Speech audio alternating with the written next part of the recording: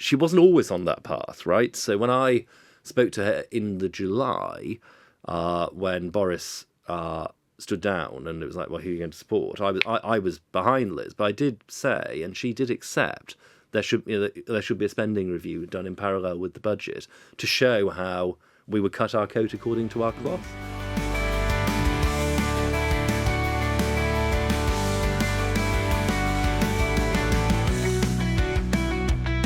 I'm Ben Houchen, this is the Blueprint Podcast, brought to you by Conservative Home, and we're going to lift the lid on centre-right politics in the UK. We're going to be speaking with influential figures from across the political spectrum to help understand how we can make centre-right politics relevant to people's lives again and turn it back into a political force for good. Hi everyone, welcome to another episode of the Blueprint Podcast. Today I have an absolutely, good friend and fantastic guest, Simon Clarke, former MP for Middlesbrough South and East Cleveland, first elected in June of 2017, just a few short weeks after I was elected. In May of 2017, and obviously Simon was one of my local MPs, worked extremely closely with him over the preceding 7 years until sadly losing his seat in the general election. Simon, thank you for coming on the Blueprint Podcast. My absolute pleasure. So you've held various roles in the party, and I'm sure we'll get onto that a bit later on. But I always like to start with, helping people who are listening to this who are interested in politics but not necessarily involved in it in the same way that you and I are, to help people understand a little bit more about the guest and their background. So before we get into the politics of it, I'll throw you in here, Simon. Tell us a little bit about who Simon is, where he's from, your background, where you grew up. Well, growing up was very much about the same part of the world, obviously, that defines you, Ben. So I grew up in Marton, which is a suburb of Middlesbrough, and I think what brought me into politics was very much what has brought a lot of us locally into politics, seeing Teesside as an area which wasn't fulfilling its potential, which was in fact going backwards, where there was real and avoidable hardship because of bad decision making and a lack of any kind of coherent vision for the area.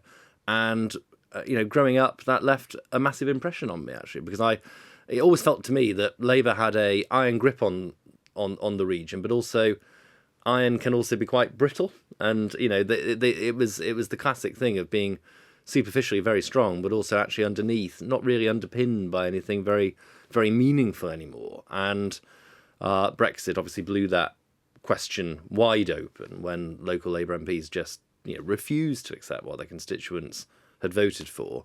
And so a big part of what brought me into politics was wanting to make sure that vote was honoured, but also that there was a better future for the area, that actually somewhere in the northeast doesn't have to keep going backwards just because of where we are. But when did you first become aware of politics? I mean, even as a kid, is it something you were really interested in as a small child or a teenager? I'm afraid I'm not one of these people who can answer this podcast saying, "Look, I was so busy being cool," and I think that goes for us all. In politics, well, I mean, that's probably true. The number of people who can actually say that is probably very small. The number of people who want to say that is very high.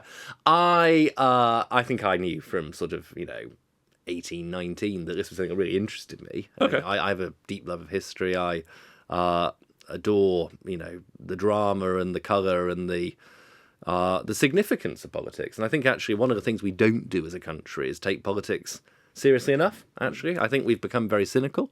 Clearly, it is incumbent on politicians to try and overcome that cynicism. But I do also think the public have to be willing to be a bit less cynical, because unless we remember, if you like, that Britain is a wonderful place to live and a force for good in the world, then you do risk actually just descending into a sort of nightmare vortex where the country becomes very difficult to govern, actually. And I think, for all that we'll disagree with Labour, for example, I don't think we should impugn the fact that, their MPs are also in politics for the right reasons. I think there's been a lot of really very, very destructive politics over recent years, which has caused a lot of damage.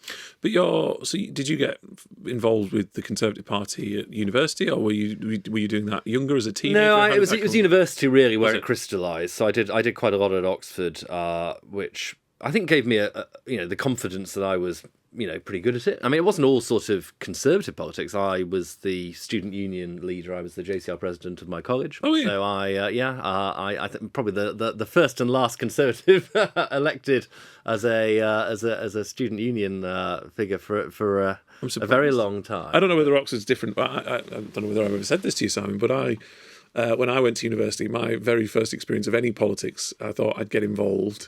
And I thought the student union seems like an obvious place to start. So I actually put myself forward for, I can't even remember what role it was. And as part of putting yourself forward, you had to sign the forms, and then you had to go and meet the existing kind of student union exec. Yeah. And I went into this meeting, and half an hour later I left. I'd already signed the forms, but I just said, I want nothing to do with this. Nothing. Like, if this is what these people are doing, and they want me involved, then I'm in the wrong place. I suspect Oxford was probably slightly different. It was. I mean, it was not. So it's not the main student union. So there's the Oxford University Student Union, but then there's the individual colleges have their JCR presidencies, and I think that actually makes it more about the student experience and less about, frankly, the ridiculous politics of student unions. There was a lot of stuff I think at the time about boycotting Coca-Cola for some reason that now escapes me, and campaigning to protest against the local asylum seeker detention centre in Oxfordshire. I mean, just so far away from what actually affects any normal student's existence. And did you always know you were a Conservative then, or was that an experience that kind of became real at university, or did you know when you were younger? I think I probably have always known that I believe in, if you like, the merits of not thinking that government can sort everything, and I do think that my conservatism is grounded in faith in sort of individuals and families and is that from your family? Were your parents quite political? Were they political when you were younger? They were quietly conservative. I don't think. They were never involved in party politics. I mean, I think as a family, it was just a fairly conservative household, and ironically, probably my grandfather, mum's dad, was probably the most political. He really cared about politics. When Commander Kerrans won the Hartlepool by-election in the 1959 general election. Sorry, the last time before Jill's victory in 2021, when Hartlepool went blue, he was running a committee room out of his house. So and he'd have loved to have been alive to have seen Hartlepool go blue again, but. He cared about politics, but it wasn't a particularly political growing up. As I say, it was more actually just seeing the area that made me just so cross, because, do I think that a deep complacency had crept in? I do. And actually, much as Labour have now seemingly reversed a lot of their losses in 2019, I don't think Humpty Dumpty will ever go back together again in quite the same way. Yeah, I agree with that, absolutely. And we grew up in a similar place at a similar time, and I think when you have that kind of political awakening, or for want of a better phrase, where you do find politics interesting, and then you go on that kind of journey of, getting involved in party politics, which happens over a period of years.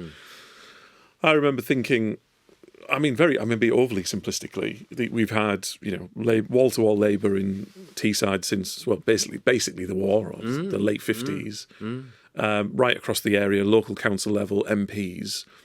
And then you had 13 years of a Labour government, and you kind of think, well, they've got nobody else to blame. And the politics being so simple of, if that's the result of what this party wants to do unencumbered, then surely that is not the answer that we should be looking for. I totally agree. It drives a lot of kind of Teesside. We are two of them, but a lot of other kind of Teesside politicians and people involved in politics seem to be driven by that kind of fairly basic instinct of growing up around a political structure and geography that was so entrenched in those kind of socialist Labour fabric.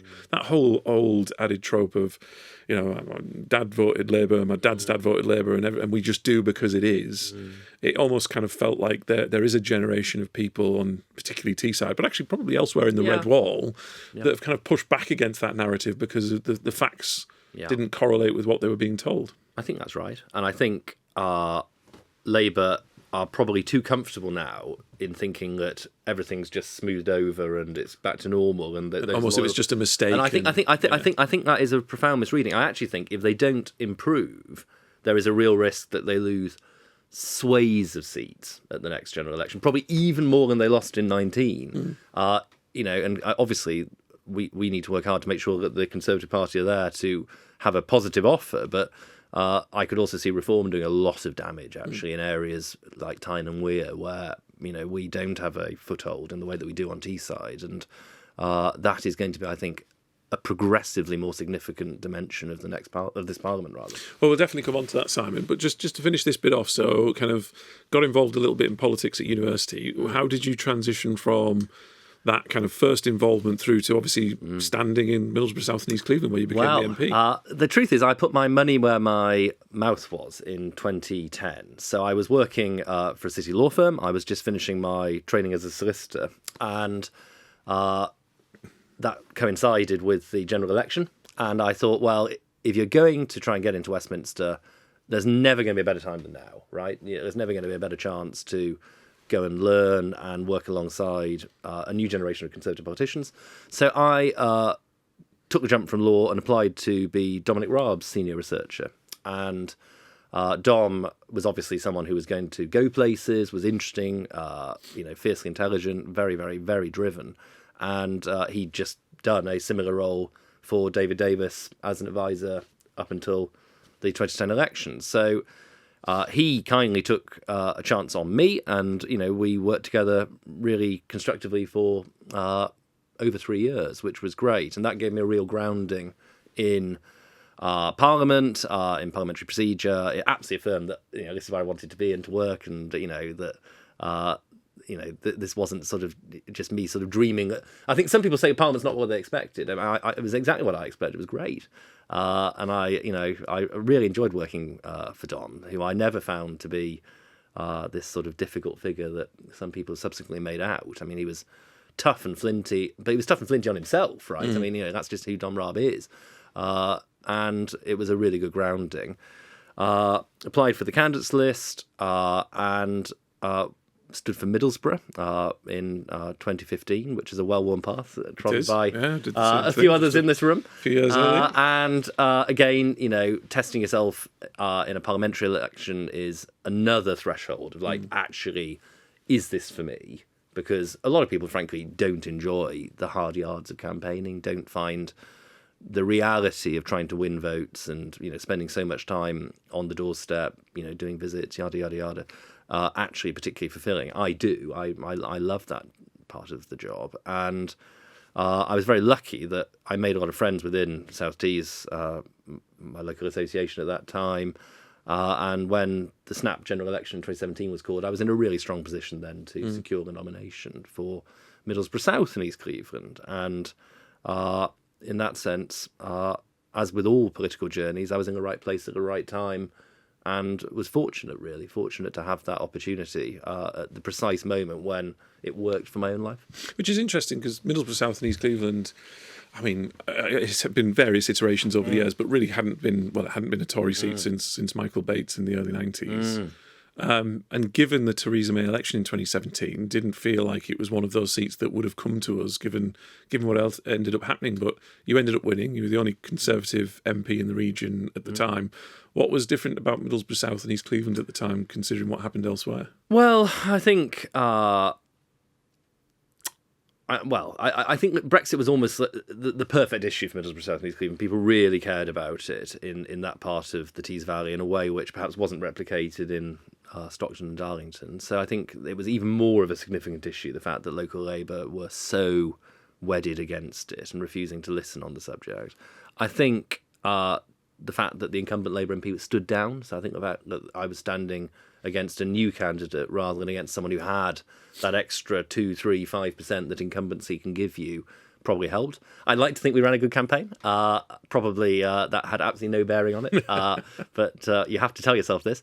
It certainly helped that I had grown up in that seat. It was my home community. I had a total authenticity when I talked about local issues because, I really did know about them firsthand, and I think that gave me an in in a way which was really powerful. So, my family's been from that part of the region for a very long time. My grandfather was a surgeon at the old Middlesbrough General Hospital. It was amazing. It's still amazing. A number of people who either were his patients or worked alongside him as nurses.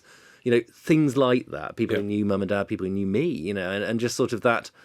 I mean, that sort of few hundred votes, which may actually have been the difference in winning a very tight election. So some of it was literally down to, I think, it being home and it being obviously a true story rather than a political confection to sort of prove some tangential relevance to a community.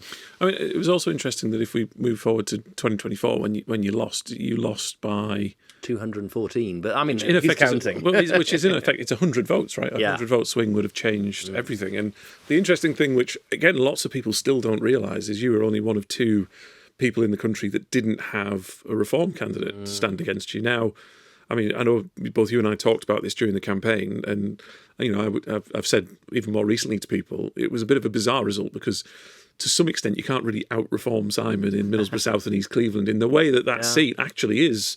You are authentic of that seat, and therefore part of that seat, you could see going quite reformy. Yeah. But I also remember, I know it was only in passing, but I think you also said after the result, I think you'd only reflected on it for a week or two, that you almost kind of came to the conclusion that not having a Reform candidate probably stopped you from being re-elected. Well, it's an interesting one. I think when it was announced that Reform weren't standing and the SDP in the form of Rod Liddell was standing instead, I thought that was a big net win, right? Because obviously Reform had the whole bandwagon thing around Farage and just all the media attention which they've received, which incidentally I think we need to make sure it turns into more scrutiny rather than just unquestioning acceptance of some of what they say.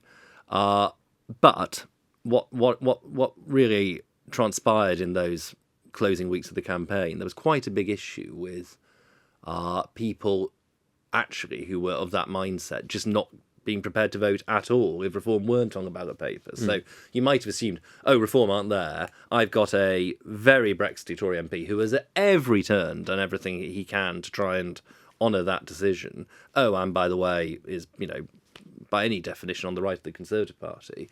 I'll go with Simon, and some did. And that made sure the result was very competitive. It was, I think it was a strong performance. We got the 8th highest percentage vote share of any Tory seat, and still lost. That's crazy. It is crazy, which is a crazy statistic. I mean, 43% of the vote, I think.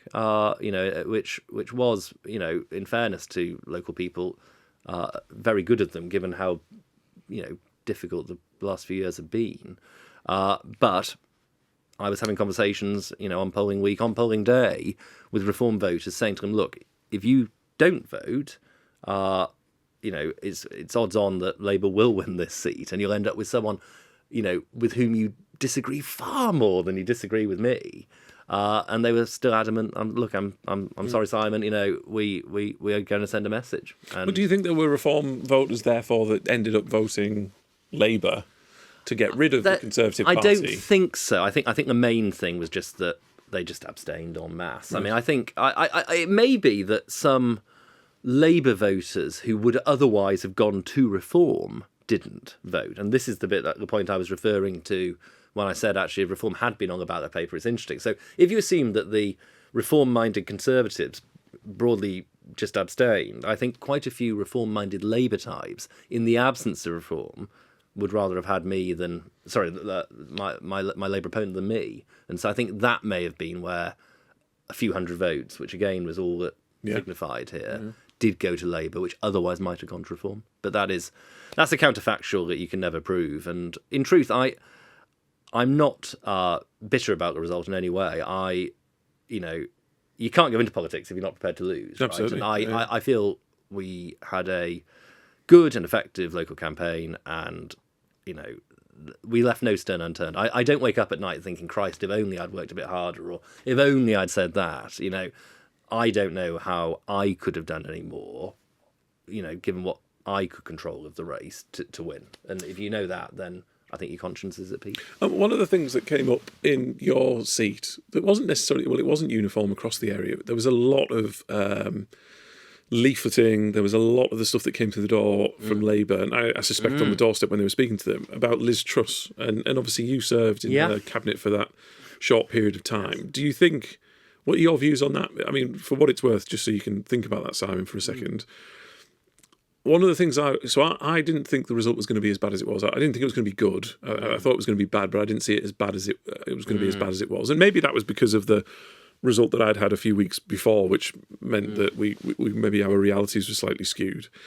But one of the things that I kind of understood, but didn't properly understand until retrospect, was just how many people did turn off after that period of time, that whole kind of mini budget, Liz Truss kind of period. Looking back now and actually speaking to people after the event, as in after the general election, there were a lot of people that it kind of feels like to me just kind of shut down at that point. And it didn't really matter who was in charge or what we said. Yeah. That was the moment at which they said, no, it doesn't really matter what you do now. I'm voting for somebody else.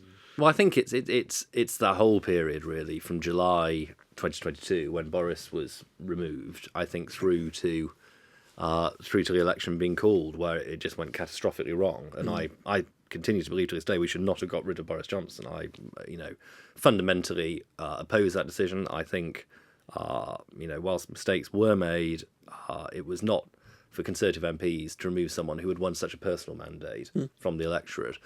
I think. But also, Liz made nobody reflected mistakes on that at the time. By the way, I remember there was a piece in various newspapers where we got rid of Boris, and one of the big responses was the Labour Party were basically celebrating that they got rid of him, and it wasn't actually because they just kind of got the scalp of a Conservative Prime Minister. It was they knew that Boris was the biggest electoral threat, and it was their biggest problem to being able to win the election. Absolutely, and loads of our colleagues, and particularly those in Parliament at the time, seemed to miss that. They seemed to miss that Labour thought that was probably their biggest electoral win that they had over the last 4 or 5 years. It was a totally nuts decision, and all I can tell myself is that I did my damnedest to make sure that Boris. So you got any credit for that on the doorstep? People noticed? Well, actually, there is a certain amount of definitely of pro-Boris sentiment on T's side, and I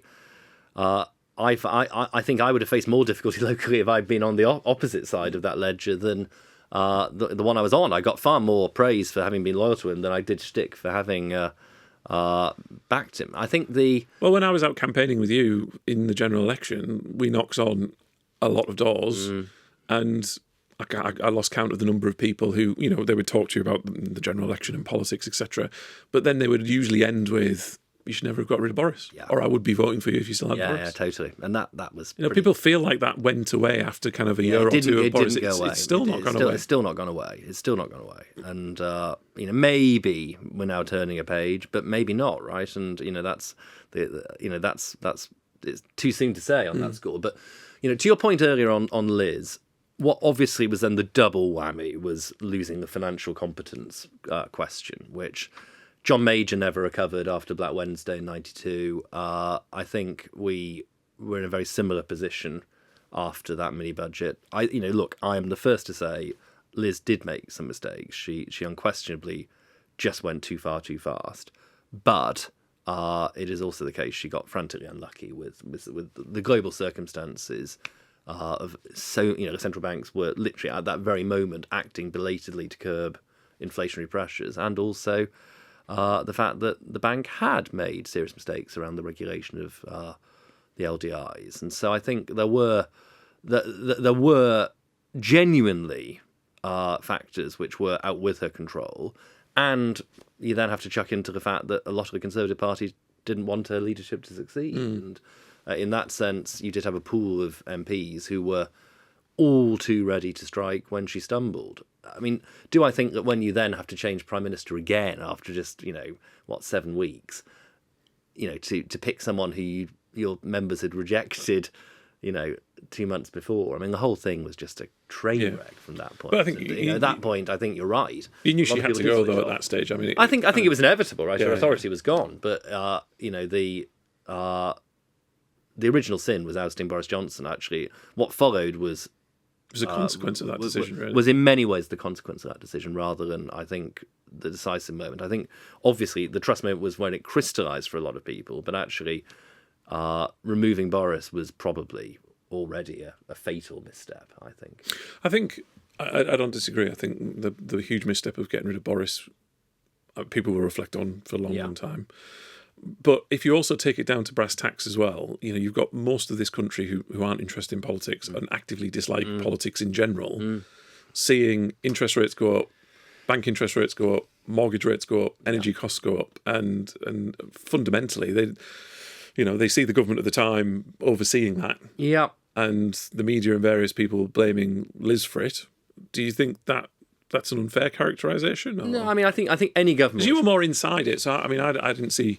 we talked a lot because you were looking at actually some really interesting reforms in the Department for Local Government when you were the Secretary of State there, and there's some really interesting stuff that had you been given even just a few more months could have really been exciting, and actually would have been all of the growth stuff that this government talks about but has no way of delivering it. Quite. What did you see going on inside? What was it? Why did she go too quickly, too fast? Why did she not, for example, go through that process of kind of speaking with the markets and getting them kind of just, they're jittery at the best of times, right? But getting them used to what was coming down the line, which was, a change of orthodoxy, as everybody was saying at the time. I mean, I think the fatal moment was probably in the August of 2022, actually. That is to say, when the leadership race had largely resolved itself, because it was, it went on for an interminable period of time.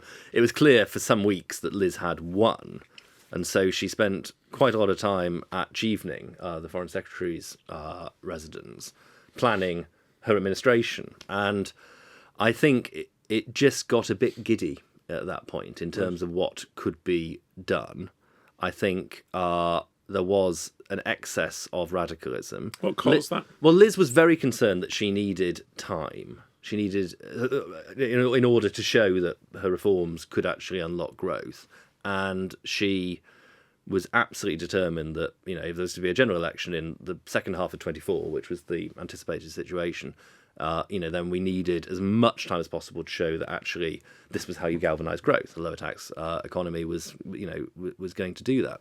I think that really didn't help. I think she then probably, failed to understand just how incongruous it was to have the big energy market bailout announced just 48 hours before Kwasi delivered the mini budget, and you were asking the markets to accept a uncapped liability on the one hand, and then a fairly radical tax cutting program on the other. You could arguably do one but not both. I think that was the absolutely fatal thing. I mean, by that point, in truth, I wasn't that close to the fiscal policy side of things because I was effectively working up the stuff that you allude to around investment zones and devolution, how the Department of Levelling Up, as it then was, MHCLG as it is now, was going to work. It seems like during the point I would make is that she wasn't always on that path, right? So when I spoke to her in the July, when Boris stood down and it was like, well, who are you going to support? I was behind Liz, but I did say, and she did accept, there should be a spending review done in parallel with the budget to show how we would cut our coat according to our cloth. And Liz, at that point, accepted it. If you actually go back to my article endorsing her, that is the central theme, that we'll have a spending review and start again. And she just, I think, became very wary of the politics of cutting government spending. And she thought that would be a distraction from the positive message of going for growth if Labour were, saying, well, what does this reduced spending mean for X and Y programme?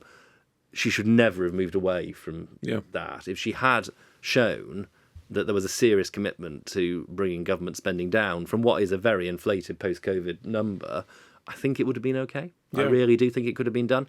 So in that sense, much as I have said that there were factors which she got unlucky with, I'm afraid it was a major political and economic miscalculation. I think there's something about her personality as well when you talk about that kind of giddiness that seemed to develop. Almost, I can kind of see that coming from the way that she would have portrayed her personality that could have created that culture in a quite short space of time, while everybody is already elated that they can see what's about to happen. Having said all of that, and I'm slightly more direct, I think she was responsible for more of it than maybe you're being a bit more diplomatic than I am, Simon. The one thing that does grate with me a lot was just how little scrutiny at the time, and even since there has been of the Bank of England. The media just seemed to just take anything that the Bank of England said as gospel. And actually, when you look back, what they did is they went into arse covering mode. Yeah. Because they realised that they'd completely ballsed up. They had. They had obviously the contrast with the US at the time, and the markets actually originally got spooked by that. That then she in effect poured the fuel on the fire. This is it, right? So when I said earlier that there were factors that she didn't control, this is precisely what I'm alluding to. The Bank of England sneaked out a report earlier this year. I think something like 2/3 of the rise in the cost of borrowing they accept. So this isn't some third party. The bank accepts, derived from the misregulation of the LDI market and the fact that there was so much risk being carried in a way which wasn't being properly regulated. Yep. And you're quite right, and this is an entirely fair point for Liz to raise. Well, she has in recent days. And since the budget, she's basically said, if you'd have had this budget and the Bank of England had basically messed up in the same way with the LDI markets and the risk exposure, this would have been probably a greater response than the one she had. And I think that's probably... And I think, to be fair, there is some truth in that. I think that's probably right. And I think actually it's really important in recognising that Liz made really serious mistakes, that we don't let others off the hook. Yes. Or indeed reduce what she was trying to do to a sort of a parody of what it was. Yeah. Liz, I think... Well, those on the left want to do that. Yeah, well exactly. It validates their arguments. It makes it harder for a future Tory Conservative to do so again. That's totally right. But we on the right should not allow that to happen. And it suited a number of people in the Conservative Party for Liz to carry all of the blame. That's true. And I think that is wrong. I think it's actually been incredibly cruel. And I think it risks allowing... quite serious questions to go unasked about actually our financial regulation structures. Because if they can miss that, what's to say that they'll not miss the next thing that comes along? Yeah. And that really should be what concerns us as policymakers. This was a material liability which just completely passed them by. It was not mentioned to me during my entire tenure as Chief Secretary that there was any risk. And ultimately, I'm responsible for government spending. You would hope that someone, if it was a risk that was understood, would have come and said, this is something we ought to be at least factoring into our thinking. I don't think it was something that Kwasi or Liz was ever told about. And it just obviously, proved this enormous accelerant when the bond markets got skittish. It was interesting in the days afterwards just how much the Bank of England and its associates just kind of circled the horses and just hung her out to dry. Yeah. But like I say, there's plenty of blame to go around. I'm sure others could be sharing more of the blame because you're right. I think Liz got lots of things wrong, but others equally got huge things wrong as well. Moving on though, more interesting times. Yes, we have more positive times. We have a new leader of the Conservative Party.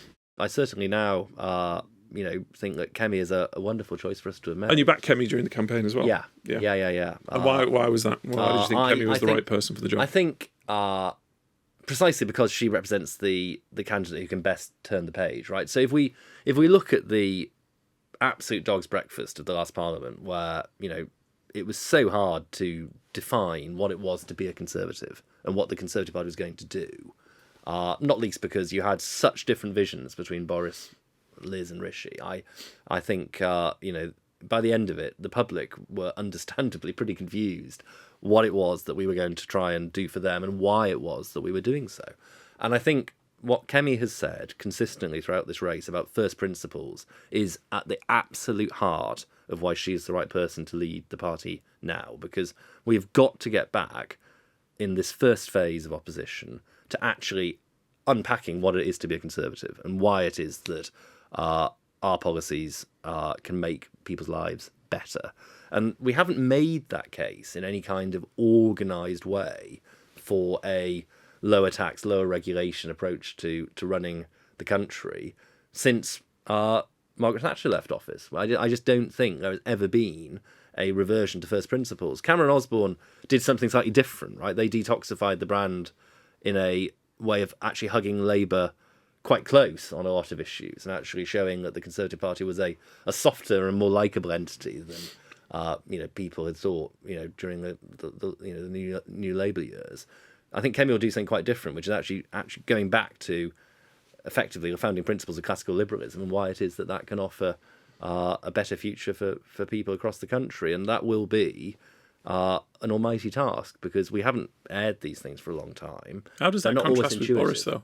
Because you and I are both huge supporters of I'm a Boris, huge fan of Boris's Boris Johnson. time. I mean, I love But that doesn't sound No, it's like not- a it's not- Boris Johnson No, well, Conservative Party. it's not, actually. It's not. So Boris, I mean, the great irony is that as someone on the right of the party, I ended up backing someone who is probably on the centre-left of the Conservative Party. And I did so for the absolute reason that, I mean, A, I love the man, but B, I think he was the only person who could save the Conservative Party at the time that we elected him as leader. In 2019, you had a fundamental, generationally defining issue of Brexit, which had, received a popular mandate in a referendum, in which nobody was prepared to do what was required to actually deliver. And so, Boris was the one person big enough and brave enough to go into that deadlock in a broken hung parliament with a Conservative Party filled with people who were behaving abysmally, and just to do whatever was required to break it open.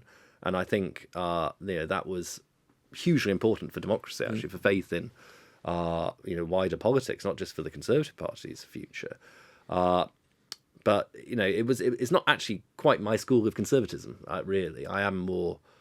Do you think Kemi's more classically conservative? I think so. I mean, that's not to say that Boris's message doesn't have hugely important aspects to it, because it does. And what he backed on levelling up, I think, was the, if you like, the other uncompleted half of the Thatcher legacy. So Mrs. Thatcher took down a whole body of nationalised industries which were absolutely not sustainable, but she didn't have time, or arguably perhaps necessarily the vision of how those losses would be made good in communities where where the impact was absolutely seismic. And I think making sure that there are constructive and hopefully pro-market ways of delivering renewal, like free ports, like investment zones, like powerful mayors, is, I think, quite an important yin to the yang in terms of making sure that Thatcherism actually doesn't just lead to economic scarring in places which were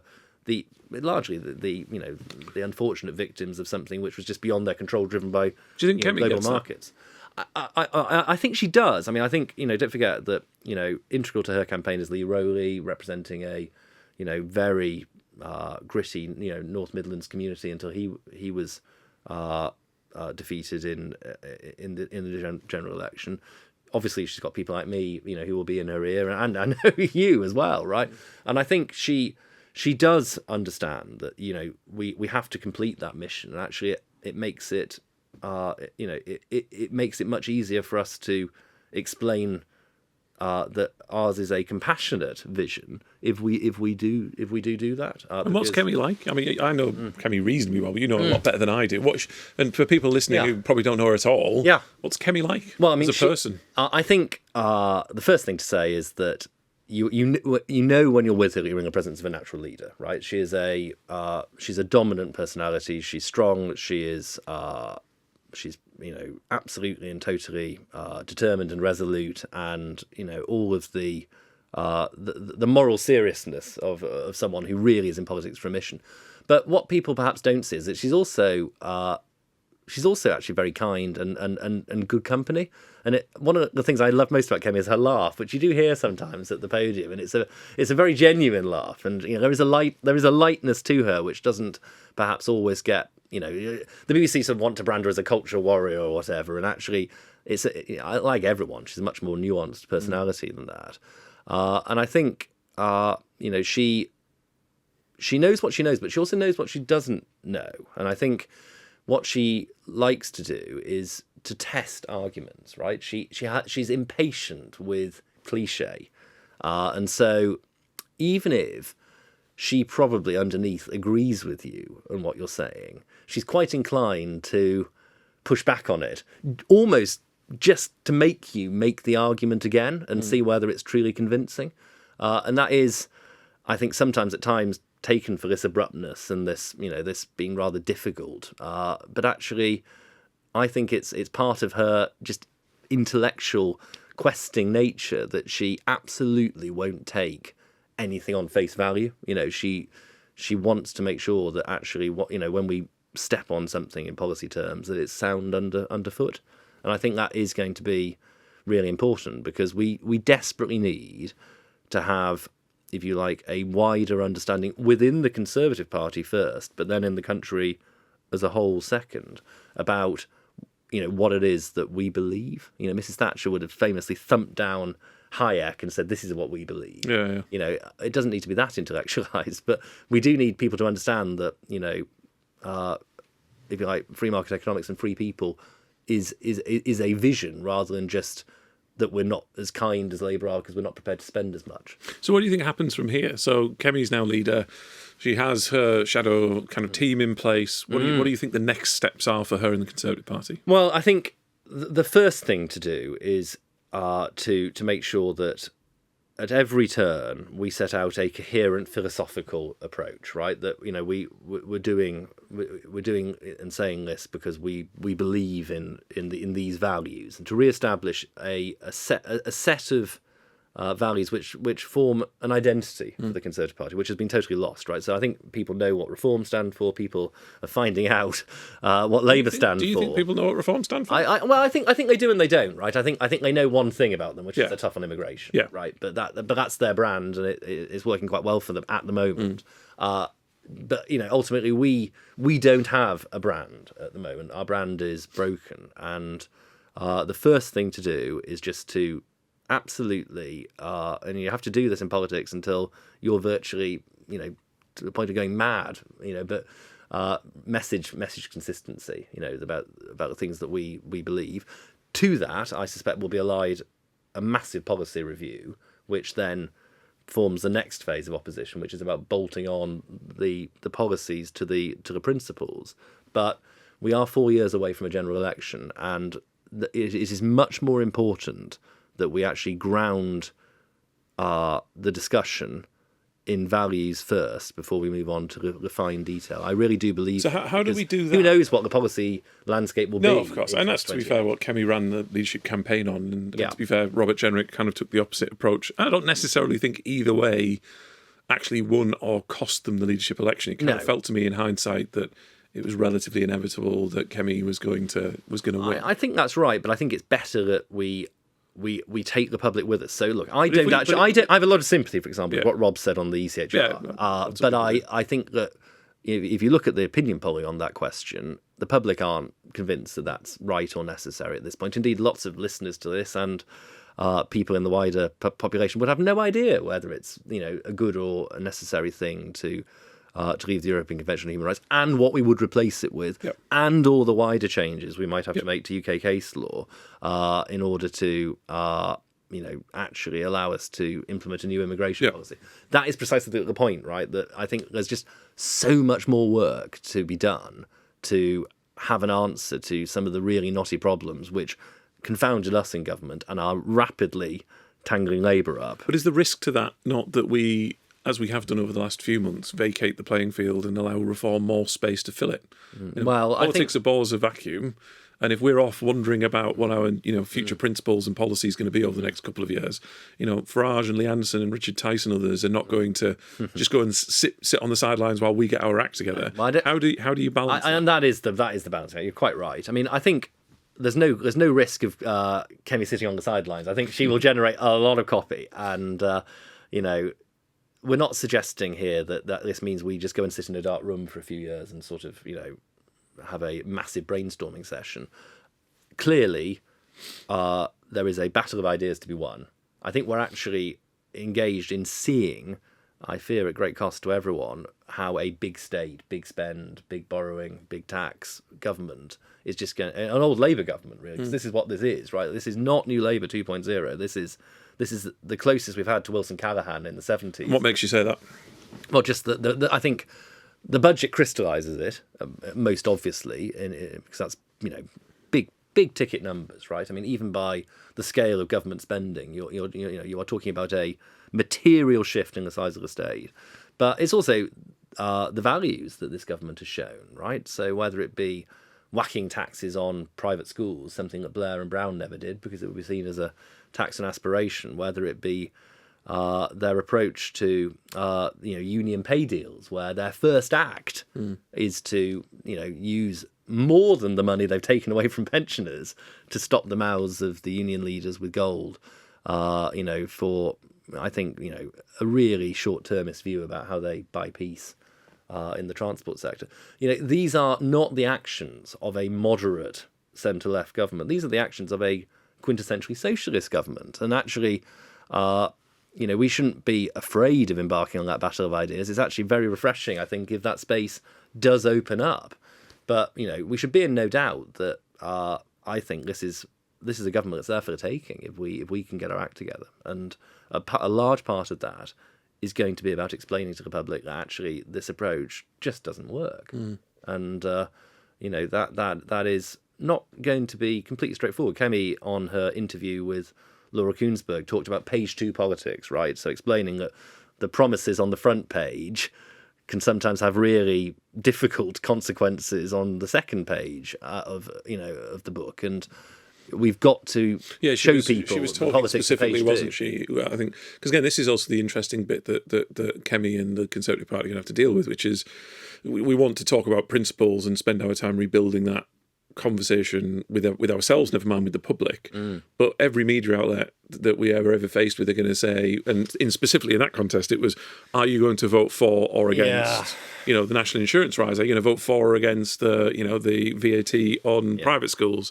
And she was making the argument that she just basically rejected the premise of the question. I think I think she's dead right to do that, because it's, as a former Treasury Minister, I can tell you now, there is no such thing as a dedicated pot or a hypothecated tax for the NHS. So, you raise more money in taxes, that's not all going to the NHS. It's just, going on the general bonfire of government spending. And, as we know, there's a huge amount of waste that is involved in that, sadly. The idea that we should just accept these really classically Gordon Brown dividing lines, which are intended to trip us up, is a nonsense. And we should actually really push back strongly on the idea that if you oppose X tax rise, that means you're defunding Y programme. It's just not as simple as that. But how do we do that?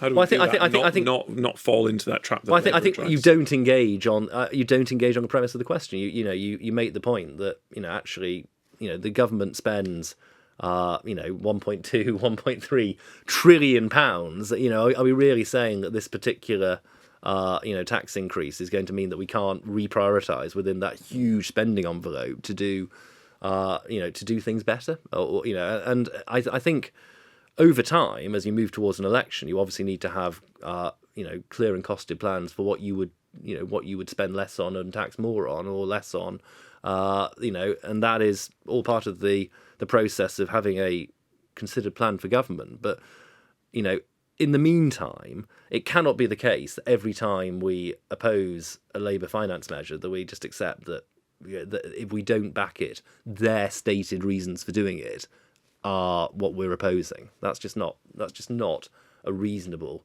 way for Labour to try and frame the conversation, and we shouldn't accept it. No, that's a good point, Simon. And so just before we wrap up, obviously you're no longer an MP. Yes. I think it's fair to say you've been reasonably involved with Kemi's campaign. So what's next for you, Simon? Well, that will be something which will become public pretty soon, I think. So I'm engaged in a lot of meetings with prospective employers, but I do also want to continue to contribute to the policy development of the Conservative Party. Do I want to return to Westminster? Yes, I do.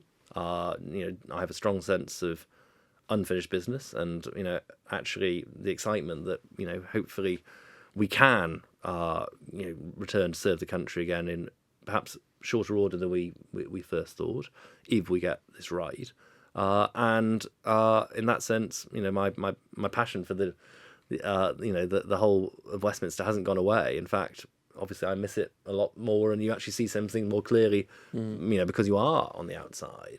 But I also want to make sure that I, don't just spend these years just sitting and pining. I want to make a meaningful contribution to a business, and there's some really, good and substantial people out there who hopefully I can work with. And so, hoping to get that over the line in the next few weeks. Brilliant. Well, it's been fantastic having you on, Simon.